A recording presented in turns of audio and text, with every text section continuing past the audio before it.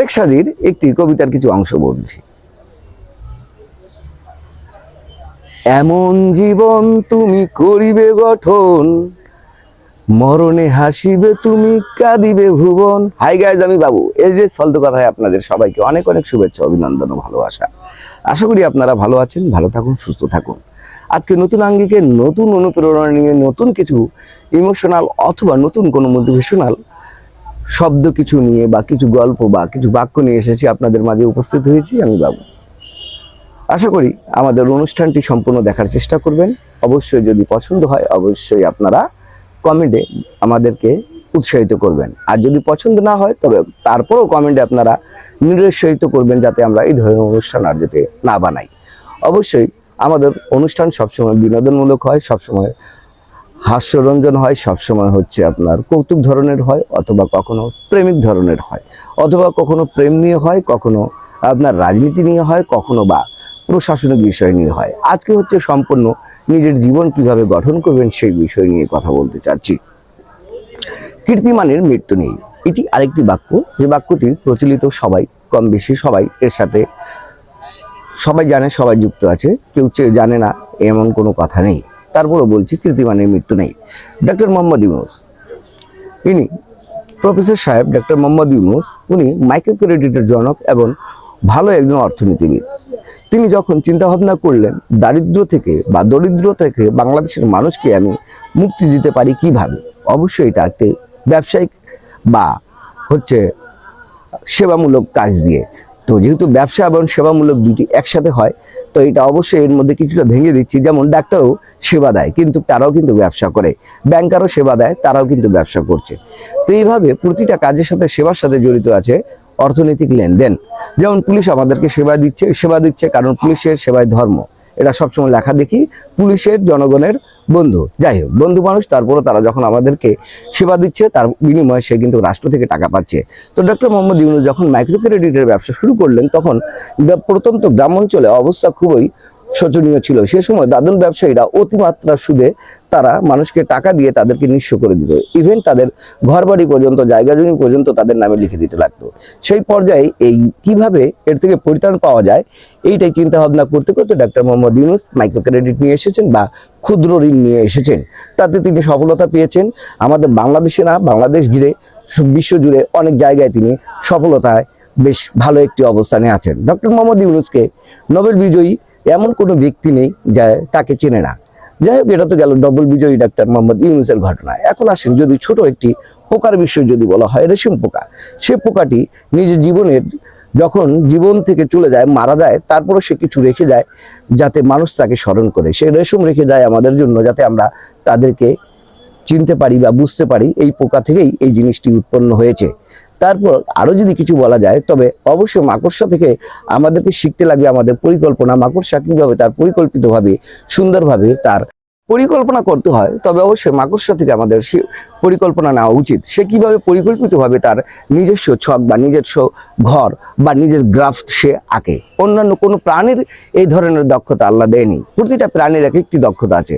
ঘর যদি বানাতে চান, অথবা নিজের সংসার যদি সাজাতে চান, অথবা নিজের পরিবারকে একত্রিত রাখতে চান, তবে অবশ্যই বাবুই পাখির মতো আপনার চতুর হতে হবে এবং তার মতো জ্ঞানী হতে হবে। কারণ বাবুই পাখি যখন বাসাটা বানায়, তখন বাবুই পাখির বাসা দেখার মতো, যার প্রতিটি স্তর এক একটি কারুকাজ দিয়ে পরিপূর্ণ।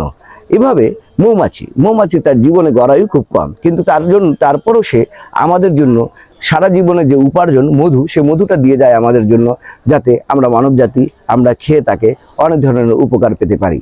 এরকম অসংখ্য প্রাণী আছে যারা নিজেদের জীবন বিলীন করে আমাদের জন্য রেখে যায়, কিন্তু আমরা মানুষ আজ পর্যন্ত একটিবারও ভেবে দেখেছি আমরা পৃথিবীর জন্য অথবা আমাদের সমাজের জন্য বা আমাদের দেশের জন্য আমরা কি রেখে যাচ্ছি? আসলে আমরা কিছুই রেখে যেতে পারছি না, কিছুই রাখার মতো দক্ষতা বা ক্ষমতা আমাদের নেই। কারণ হচ্ছে আমরা পরিশ্রম করতে চাই না, পরিশ্রম করতে চাই না। আমাদের পরিকল্পিত কোনো পরিকল্পনা নেই। আমরা পরিকল্পিতভাবে যদি কোনো কাজ করতে চাই, সেটাও পারি না, কারণ আমাদের দক্ষতার অভাব।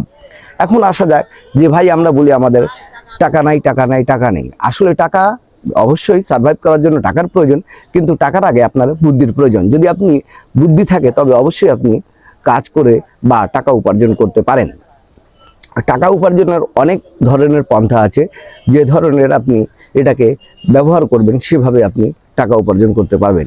আপনার জীবন যাপনের জন্য হয়তোবা কিছু টাকার প্রয়োজন, কিন্তু রাষ্ট্র গঠনের জন্য বা কোনো ধরনের মানুষের আপনার হচ্ছে কর্মসংস্থানের জন্য আপনার বেশি টাকার প্রয়োজন। তবে আপনি হয়তোবা জীবনে সফলতা পেতে পারেন। তার মধ্যে আমাদের বাংলাদেশে অনেক ধরনের সফল ব্যক্তি আছে যারা তাদের কর্মসংস্থানে প্রচুর পরিমাণ মানুষকে কর্মসংস্থানের ব্যবস্থা করে দিয়ে গেছে। অবশ্যই তারা থাকবে, বাংলাদেশ যতদিন থাকবে তাদের নাম ততদিন থাকবে। এভাবে রাষ্ট্র গঠন থেকে শুরু করে আপনি প্রশাসনিক ভবন বা হচ্ছে দুর্নীতি দমন কমিশন অথবা যে কোনো জায়গায় যান না কেন, যদি আপনি ভালোভাবে যদি আপনি কাজ করে যান, তবে অবশ্যই আপনাকে মনে রাখবে বাংলাদেশ, মনে রাখবে সমাজ, মনে রাখবে মানুষজন। দুর্নীতি দমন কমিশনের যদি একজন ভালো যদি কর্মকর্তা পাওয়া যায়, তবে যদি সে নিরপেক্ষভাবে কাজ করে এবং নিজে দুর্নীতিমুক্ত থাকে, তবে অবশ্যই সে বাংলাদেশের জন্য অনেক কিছু রেখে যেতে পারে। বলা শুধু এইটুকু প্রয়োজন যে নিজের জীবনটাকে এভাবে আপনারা গঠন করবেন যাতে আপনাকে সবাই মনে রাখে, আপনাকে যাতে দেশ মনে রাখে, আপনাকে যাতে জাতি মনে রাখে, আপনাকে যাতে সমাজ মনে রাখে, আপনাকে যাতে আপনার গ্রামবাসী মনে রাখে, আপনাকে যাতে আপনার পরিবার মনে রাখে, তবে হয়তোবা আপনারা সফলতা পাবেন। আর SGS ফালতু কথার যে আমরা এত কথা বলছি, এর মধ্যে আমাদেরও হয়তোবা কিছু সার্থকতা আসবে, নয়তোবা আমরা শুধুমাত্র বকবক করেই যাব আর আপনারা শুনেই যাবেন। জীবনকে গঠন করেন, কিছু এমন উদ্যোগমূলক কাজ করুন, নিজেকে আপনার হচ্ছে সুন্দরভাবে এমনভাবে কিছু কাজ করার প্রয়োজন যাতে হচ্ছে আমরা জাতিগতভাবে ভালো থাকতে পারি। নয়তোবা প্রশ্নবোধক আবারও বলছি, আমরা নিজের টাকা ব্যাংকের মধ্যে অলসভাবে টাকা ফেলায় রাখছি, কিন্তু কোনো ধরনের কর্মসংস্থানের কারো ব্যবস্থা করছি না। যদি ওই অলসভাবে টাকা না ফেলায় রাখে, যদি সেটাকে ইউটিলাইজ করা যেত কোনো শিল্প কারখানায় অথবা কোনো ধরনের কর্মসংস্থানের ক্ষেত্রে, তবে অনেক মানুষের কর্মসংস্থানের ব্যবস্থা হতো এবং মানুষ নিজের জীবন চালাতে পারতো, আরামসে একটি সংসার চলতে পারতো, তো আরামসে একটি পরিবার চলতে পারতো, আরামসে একটি সমাজ চলতে পারতো এবং রাষ্ট্র কিছু টাকা পেত। এই অলসভাবে টাকা ফেলায় রাখি কোনো লাভ নেই ভাই, ব্যাংকে টাকা ফেলায় রাখি কোনো লাভ নেই। এই টাকাটাকে আপনারা কাজে লাগান, অবশ্যই কাজে লাগান, তবে আমাদের বেকারত্ব সংখ্যা কমবে এবং আমাদের দেশের মধ্যে ছিনতাই, যেটি ইদানিং দেখছি বেড়ে গেছে, সেই ছিনতাইয়ের সংখ্যাটাও কমে যাবে। যেমন কিছুদিন আগে আমাদের দেশের মধ্যে সুন্দর একটি কর্মসংস্থানের ব্যবস্থা শুরু করেছিল অটো, এখনো অটো চলছে, অটো আছে, অটো রিক্সা চলছে, এখন এটা দিয়ে অনেক মানুষের কর্মসংস্থান হয়েছে।